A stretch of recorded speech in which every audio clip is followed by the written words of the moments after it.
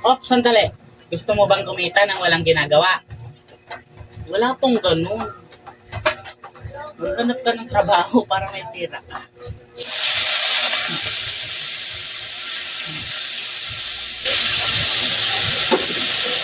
Oh, kita niyan. Ganyan ako kalupit magluto. Aray, aray. Oh,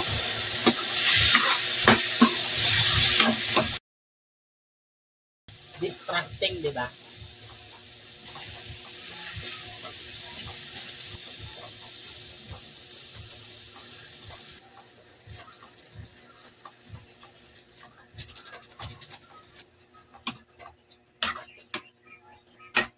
Nasa comment section ang link. O, ito na, luto na. May nag-comment nga pala na yung kawali ko raw, pwede na raw ibenta kay Bustoyo. Shout out sa'yo, Koy. Parang hindi ka kumakain sa ganitong lutuan dati, ah. Aso pa nga yung niluluto. Pampulutan sa tuba.